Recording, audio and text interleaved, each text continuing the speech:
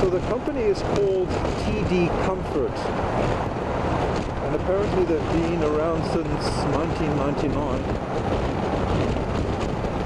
and I think they just started out with underwear, comfortable underwear for motorcyclists that spend a lot of time in the saddle. And apparently the fabric that they use is also unique, because it not only does it wick any kind of sweat off of you, the inner layer is different to the outer layer. So even though it wicks, that portion that wicks transfers it to the outer layer. So that moisture or that wetness isn't on your skin, which can obviously cause rashes. So I'm going to check this out. It's pretty interesting to go and see the products that they have, and maybe even be able to get to speak to the owner. His name is Mario, and at first I thought Italian, you know, with Mario, but his last name is, let me see here, Winkelman, or Winkelman, depending which part of the world you're in. But if you're in Germany, it's Winkelman, which could either mean German or Dutch or something from that origin. But his first name doesn't really match his last name, which is pretty interesting. But it's Mario Winkelman. So I hope I'm going to be able to get the opportunity to maybe meet him, which would really be nice. This used to be a swimming pool. I know, I saw that. City pool. Yeah, See, yeah, there's no diving. Yeah, I saw that on the internet. Still don't dive. Absolutely, you don't want to hurt hole in yourself. the wall. We brought in a dump truck. We dumped it right there. I brought in another, and we continued until we had a road built to the bottom, and the dump trucks were inside the bottom of the pool dumping, and we completely filled it up.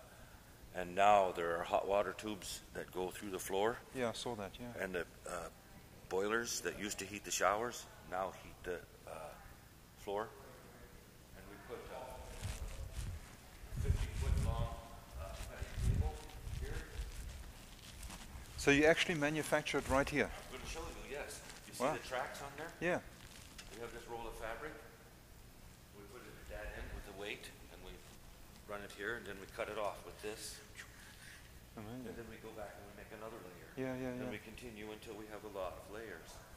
And then we put a white piece of paper over the top. It has all the patterns on it that we're going to cut this time. Yeah.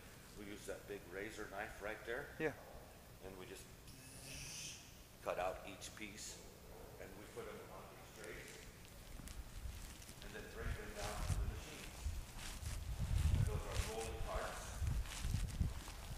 And then we get that into the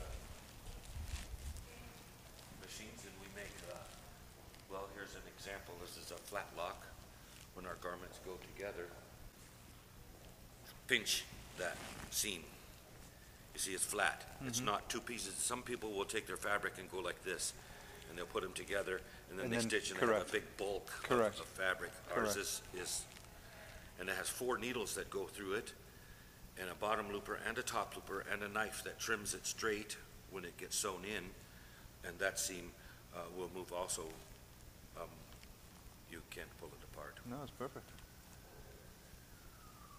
So that's one of the reasons that makes it so durable, so it will last forever. Yeah, Your investment in that pair of shorts will last you for 300,000 miles. And you don't have to carry anything else. Yeah, yeah. If you can stand to be naked for 5 minutes, you're good. You sleep in them, swim in them, go to the swimming pool, rinse out the chlorine, because chlorine is harmful to the stretchiness. Yeah, yeah. Anyway, all of these machines all are made to just specifically for this particular kind of garment. Wow. And then we have this machine here. This is a very fancy machine, but it only does, well, you only use it for one thing, and that's a bar tack, you see? Mm-hmm. And we put that on the end of every one of the seams. When we put the garment together, it gets a bar tack on it so that there's no unraveling. Yeah, okay. He lives in Maple Valley in Washington. Okay. And came down here because Tom Loftus sent him. Oh, yes. Yeah, I met him in Heidelberg. Yeah. Funny how we make the best undergarments in the world right here. And they're all around the world. You see them and you come back home to buy it. Correct, it's amazing. So yeah, I actually went online. I forgot, I knew it was something with comfort. LD. Correct, so he mentioned the two initials prior to that, and I'd forgotten, I didn't know. So I was constantly giving, under Google, I was going Google search, I was doing all different kinds of initials. I knew it was two initials, you know, but I knew it had the word comfort in it. So I was going through the different initials, and then eventually it came up, and I was looking through, and I saw LDComfort. I said, that's it. And then I kept on, and so, yeah. But he definitely told me to check you out. Well, that's good. He brought his German friend over here. Did he? They purchased some because they're going on this trip. Yeah, yeah. Heat for the labels. Uh-huh. We put those on here, and then we fold. Yeah, bag, yeah, yeah. And box. Awesome. And then go to shipping. And then I drive that van across the country, fill it with underwear, and go to the BMW rallies and whatever Iron Butt Association international meeting. I saw Tom there also, and then came back. I don't know if you know his riding credentials. No, I mean, he didn't mention too much about his riding credentials or anything like that. He is about next year to enter his 10th Iron Butt Rally. Wow. No one has done that. Thank you. That's it? And it has washing instructions in it. It does, yes. So you don't use Johnson's baby. Baby wash. Baby wash. Don't use bleach or fabric softeners. Never use fabric softeners. Yeah. Okay. Yeah, I don't think I ever use. I know that fabric softeners break down the quality of the They have a garment, oily, right? and they stick on there, and it interrupts the moisture transfer, and you don't need those chemicals on your skin. Correct. There's no use for a fabric softener. And, We have a motorcycle helmet liner too. I saw that.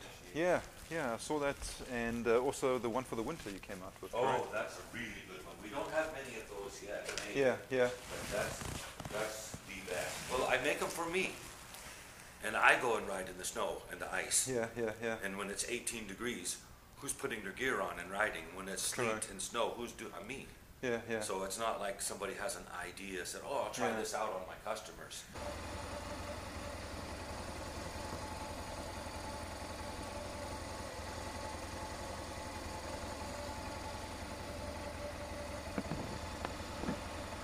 Okay, so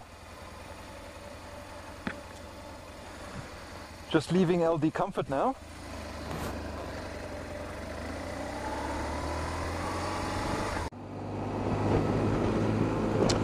Okay, so I'm just about home. So thank you for watching, and until my next video, keep your side stand, or as we say in America, your kickstand up and the rubber side down. I'll talk to you soon.